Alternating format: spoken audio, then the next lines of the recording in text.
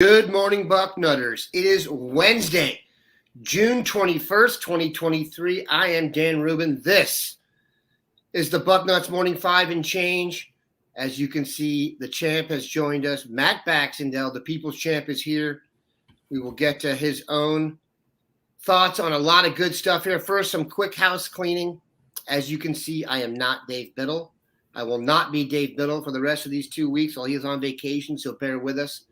What I need everyone to do, if you have not done this already, and a lot of you have, and I appreciate it, is subscribe to the YouTube podcast as we speak right here. Just push pause, then hit that subscribe button. This will allow you to, for one thing, it will deliver every piece of content we have will be delivered to your YouTube account. But also when we do something like this, it will give you a heads up. For example, we scheduled this podcast last night. You should have gotten a heads up in your YouTube account, and then you were good to go. So we've also mentioned that they are keeping a tally in the back of who's got the most subscriptions. We are battling the Michigan site, the Georgia site, the Penn State site for subscriptions. You guys have really helped us pull ahead into the front now, and we want to stay that way. So, Bax. Speaking of pulling out in front, no one questions Ohio State's ability to recruit offensive players, but there's been some real momentum that there's going to be a surge of defensive players. Edric Houston visited, KJ Bolden visited. There's some other crystal balls rolling here. Generally speaking, are you optimistic that the trend will flip to the defense, or are you one of those on the front row that is just generally negative about our ability to attract people to stop others? You know, it's funny, Dan, because I've been saying for months now that I'm super happy that we've had all these offensive players, but, where's the beef? Where's the defense? That's what I've been complaining about, if you will. And, starting with Jaden McClain recently here, that gets us up to our third, I believe, defensive commitment in a class of, I think, 13 or 14 now. So the imbalance is pretty obvious for everybody. So in short, I think we're overdue. I heard nothing but good news coming out of Five-Star Weekend last weekend in terms of what people were saying. It seems like there was a commitment behind the scenes. If you go on Twitter and all these guys are putting up the little nut emoji. The nut. Yep. And to me, it just seems like that there's some fire here to this smoke. So I don't know if you're gonna. Some people are like, oh, we're getting five stars. Oh, okay, great, that would be lovely. But I'd settle for one or two right now. Okay, sure. I would settle for just give me a couple D linemen, right? Because you know how many we have in this class right now. So I think it's absolutely and utterly critical for Ohio State to land some of these guys. We can't have the level of imbalance in this recruiting class that we have right now. But if you look at it, I think Ryan Day every year has taken a little bit more of an emphasis from the lessons he's learned as a coach on how important these superstar defensive players really are going to be for him. So I think that there is some fire here. I do think we're going to start seeing some good news. Is it going to be a clean sweep of every five-star kid that was on campus last weekend? Let's slow our roll a little bit. But I think Ohio State's going to land a couple of these elite defenders, and I think they're going to land them pretty soon. It seems like that they're really near the front of the mix on a lot of those guys that were on campus last weekend. And when they're on together and the way that people are reacting in this class, I think Deontay Armstrong posted something like, "We got our guy," or something like that. So I think there's some news that'll be coming soon that's good, and I think that's going to really help the defensive recruiting in this class. And it'd be nice to get some of that big momentum and get 3, 4, 5 of these high-end defensive players in this class, because right now we have 2 linebackers and a safety, and the upside is that they're all top 24/7 guys. The downside is there's 3 of them, so let's get some more of them in the mix. I think we're also, to be fair, a tad scarred from the most recent recruiting cycle when we were in the mix for 3 defensive ends, defensive lineman types, and there was a time when I thought we'd get each and every one of them. There was a time I thought we'd get 1 or 2, and it turns out we got 0. Yep. In terms of the targeted trio of the guys who were here this past weekend, the Edric Houston, Dylan Stewarts of the world, very optimistic that this is going to work out in our favor. I mean, people forget the class that's going to have to come through for us now. The JT Tuamola, Jack Sawyer, Tyleek Williams, Mike Hall class is about as good a foursome as they've ever gotten in one class. And, to this point, I would say a tad underwhelming as a group. This year will be their chance to really hop out and star. Let's also now talk about what's become really, really interesting. And we've got to admit this, and having you sitting here is not going to make this any easier, but Michigan's uptick on the football field has helped their recruiting. There is no way to argue this. If you look at the players they've gotten commitments from and the players they're in the mix from, they have leveled up in the last 2 years. That's just a fact. You can't argue that. Now, fine DC native and good Council High linebacker Aaron Childs left them at the altar and chose Florida over Michigan. So that was kind of an enjoyable thing to see. However, we are now in a situation where we are in competition with Michigan for some real recruits. We lost Jordan Marshall to them. It does seem like Cincinnati has a vibe there. Elias Rudolph, who was matriculated to Deerfield Beach via Taft, is now being crystal balled heavily to Michigan, and we'll get to that. But the two guys everyone's talking about right now, Aaron Scott and Bryce West from Springfield and Glenville, respectively. We talk about how fortunate we are to have two quarterbacks in a class from Ohio this good, and Tavian St. Clair and Ryan Montgomery. You could make an equally strong argument that these are two of the finest corners in the country from Ohio, and both apparently are down to two schools. I fear for the front row if this does not go well in either case.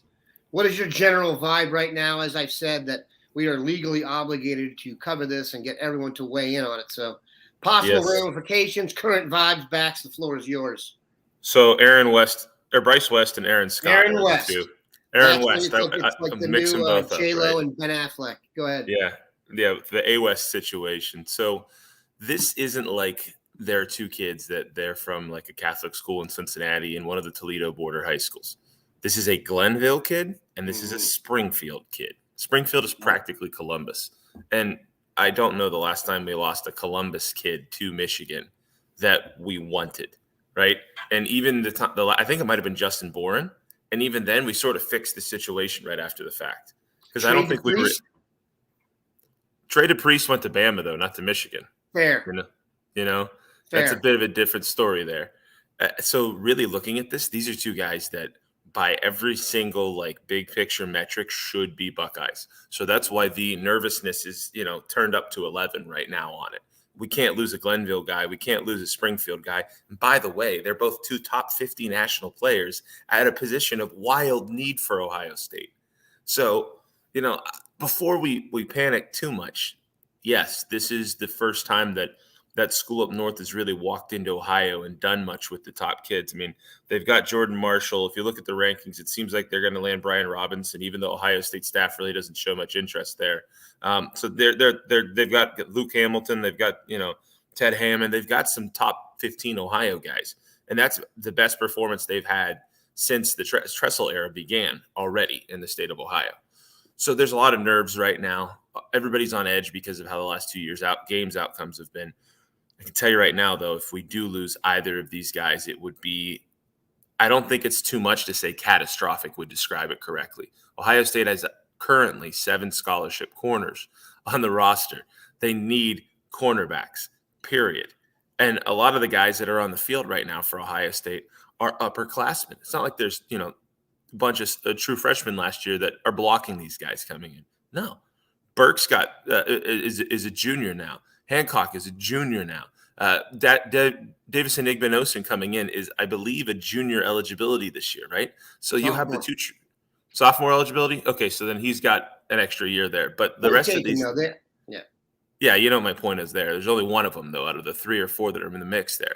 So some of the younger guys that came in last year haven't seen the field yet. There's no super studs that are blocking them from getting on the field here. There's no reason to think that Ohio State isn't going to shepherd them towards the NFL. And if you look at when Ohio State was really popping out NFL corners the last 5-10 years, most of them are Ohioans. Marshawn Lattimore, right? You've got Gary Conley, right? We beat Michigan up for both of them. Denzel Ward is another Ohioan. A lot of these elite guys that we spit out into the NFL at that cornerback position are Ohio State produced inside the Buckeye State. So, yeah, these two have that written all over them. If we lose one of them to our rivals, this is where people start getting nervous, because you can lose a game, you can lose 2 games even. But when the momentum of the rivalry swings inside your own home state, if you know anything about the history of this game, it's a bad thing, because whoever wins Ohio, the rule used to be whoever wins Ohio wins the game. It's gotten a little bit more national. We can't just glibly say that now. But if Ohio State starts losing Ohio, we're in trouble. So that's why everybody's so concerned about these two. Now, that said, Dan, I don't think we lose either one. I think they still both come to Ohio State. I haven't seen a single Michigan crystal ball yet on either one of them. So let's take a deep breath before, the Michigan side scares us into thinking these kids are going somewhere else that they're not.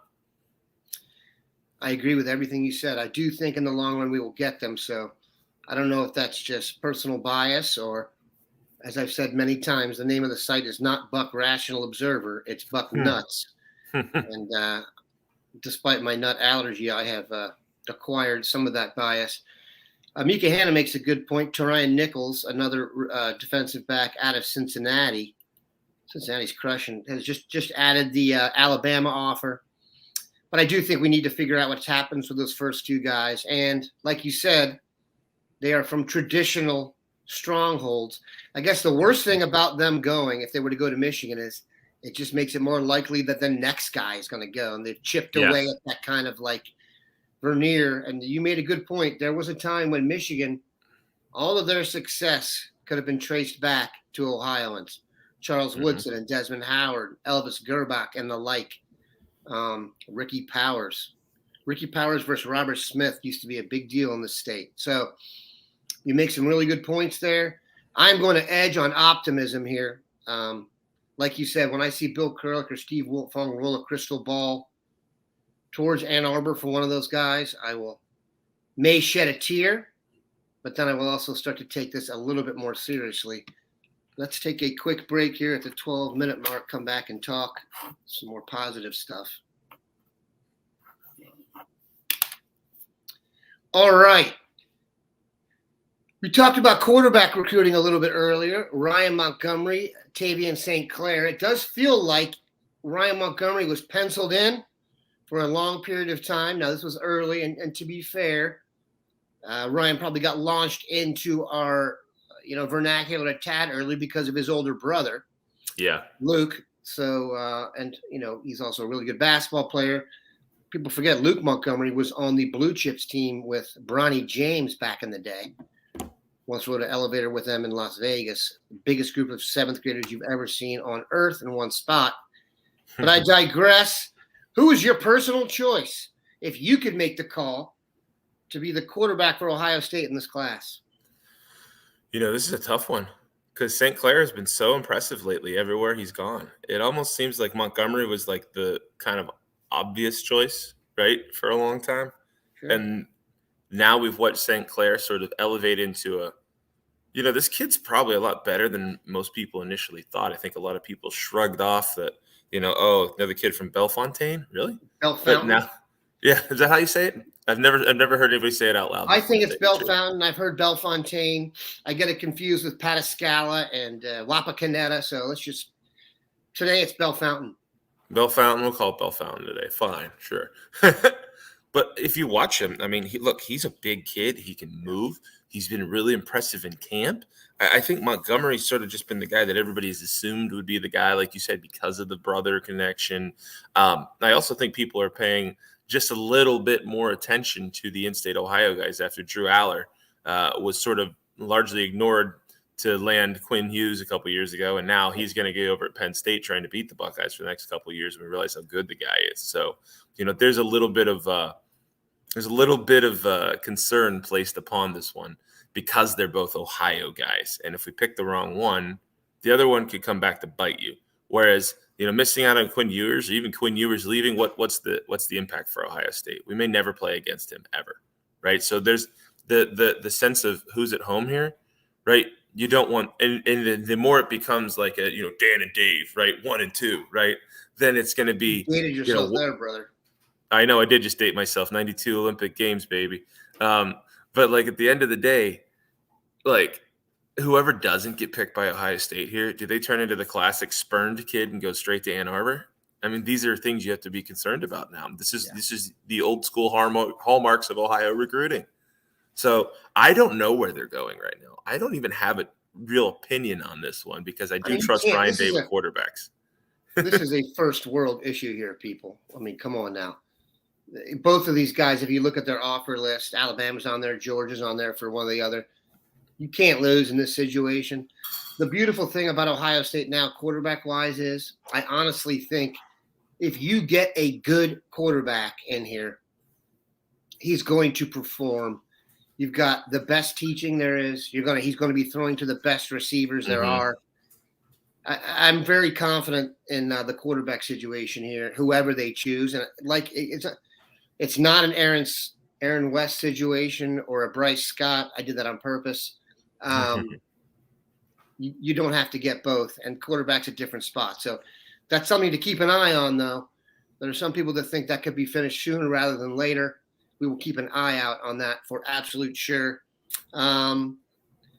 Let's talk big picture now, quarterback, and we'll get to some of the questions from the peanut gallery here. But one thing I've really found interesting on the national scene, and I know this is going to be low-hanging fruit for the national writers once we kind of get out of recruiting season and into camp season, everyone starts kind of project it out. But the three teams that I consider to be above and beyond all of the others, Georgia, Alabama, and The Ohio State University, will all be playing new quarterbacks this year. Ohio State and Alabama obviously had their number 1 and number 2 picks in the draft, and then Stetson Bennett was out with the Rams. So all three were pros. All three were also kind of, I don't want to say institutions, but they were established starters. There was no second banana that was going to come in and steal the show. Stetson Bennett, maybe it took him a few years to get to that point, but once he was established, it was that. Now, I get the sense that the concern, it feels like nationally, is more for Ohio State, when that really doesn't make much sense to me, considering Kyle McCord has been here, Devin Brown has been here. Let's just use, assuming Kyle McCord is the starter, because I believe that. His ranking is super high. He hasn't done anything to let you think he wouldn't be fantastic. Georgia, I think it's Hudson Card is going to be the guy in there. I can't even remember who it is. It's one of those Southern names, and I should know that. But and then Alabama just added Tyler Buckner from Notre Dame. Clearly, they weren't ecstatic with what they had. I'd be less optimistic about Ohio State's quarterback situation. I kind of feel like of the three, Ohio State's clearly in the best spot. What's your vibe? I also think Ohio State's clearly in the best situation. Like you said, Bama had to bring in a guy who wasn't even impressive when he was at Notre Dame and might not have started this year for them. Yeah. Like he didn't do jack squat against Ohio State's defense when we played them last year. And then he got hurt the next week. Then, Bama's got a bunch of young guys that were top 100 quarterbacks. I think Ty Simpson was the big name 2 years ago. But, like, at the end of the day, I think Bama's in the worst situation of all the groups at quarterback. I mean, look at Ohio State's roster. McCord was a top 30 player. He was a top 2 quarterback. And the only reason he hasn't played is that a guy who was a 2-time Heisman finalist that was setting records and the second pick in the draft was ahead of him. That's a pretty good guy to be able to walk right at, behind and learn from. And then we got Devin Brown. Devin Brown's going to be really good. You got Lincoln Keenholz coming on campus. We're in great shape there. And by the way, when you add the pipeline with Aaron Nolan, Ohio State has maybe the best quarterback situation in the country. So I don't get why people seem to think Ohio State of all schools is going to struggle. I have zero concerns about our ability to score points. I have 100% of my concern about our ability to stop everybody else from scoring points right now. If Ohio State has a remotely decent defense this year again and actually fixes their pass defense, which they really didn't last year, then good luck.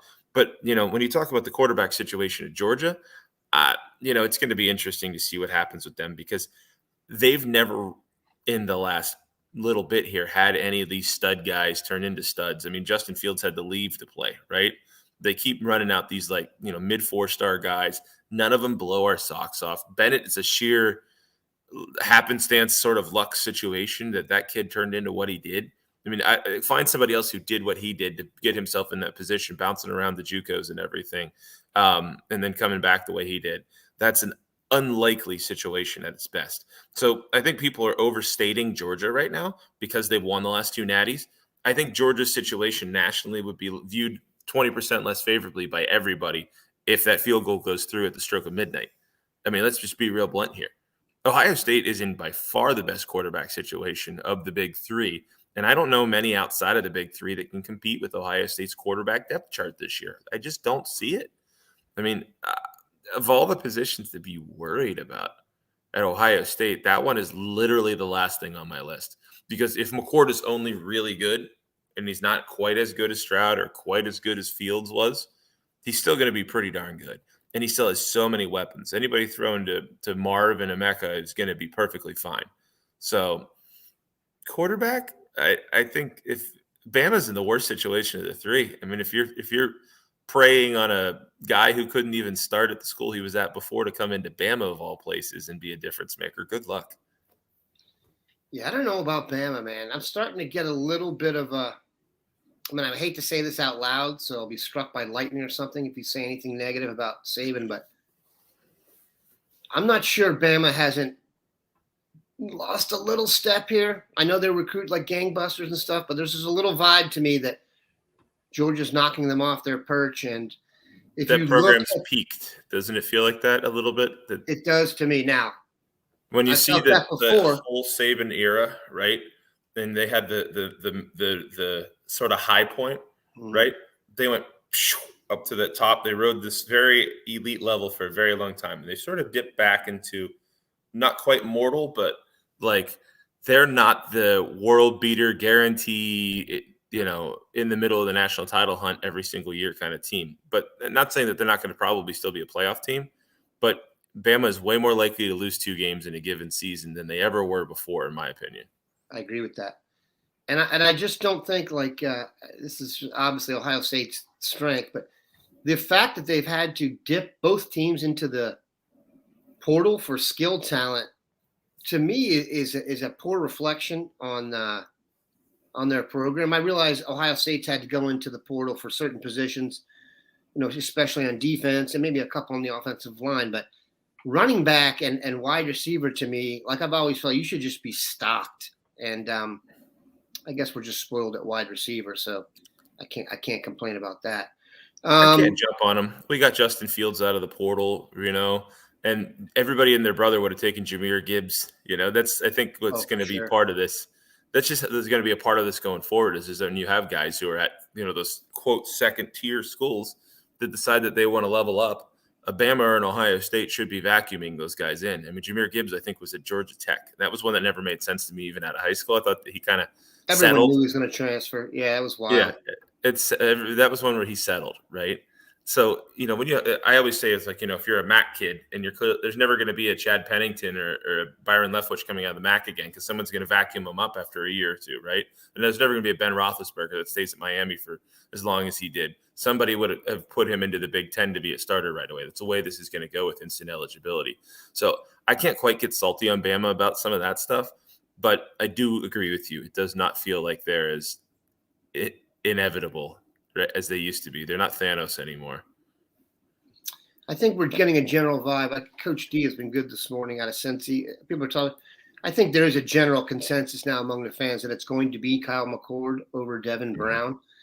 I don't say that with any negative thrust, but to be fair, Brown would have had to have been sensational to overcome McCord. I just feel like McCord, he's put his time in, man. I mean, if he's not ready to go, then there is a problem. But I don't have much fear of this. I mean, if you need any other security blanket than your high school number 1 target being lined up at wide receiver for you and Marvin Harrison, I would think that's something that can make you very, very comfortable. That's actually some people's big concern about him. And I've heard this numerous times from people where they're going to lean on him too much. Was he so good coming out of high school because he was throwing to Marv the whole time, right? Did that impact how we all viewed him because he had a superstar to throw to?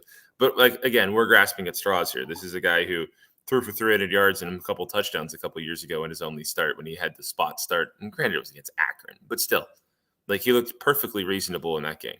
So, all right, we'll end with this. Steve Wilfon was here yesterday, and there was a question about Jaden Davis and why is he ranked higher than Aaron Nolan. I don't know. I can't predict the future, but I will predict this. When the final rankings are released from the top 247, Aaron Nolan will be ranked ahead of Jaden Davis. I don't want to be crazy on that, but I feel like I can step out on that limb very comfortably. I got to appreciate Bax stopping by. He has got me through another day. If you have not subscribed to the podcast, please do so. We are in competition with all of the other sites to be ranked at the top. This could be a very interesting day, Bucknutters. Make sure you keep it locked in there. Buckeyes are hot on the trail. Will it be a defensive player or an offensive player next? You never know, but our hopes are high. Let's make it someone elite. We appreciate the People's Champ stopping by. Have a good one, Bucknutters.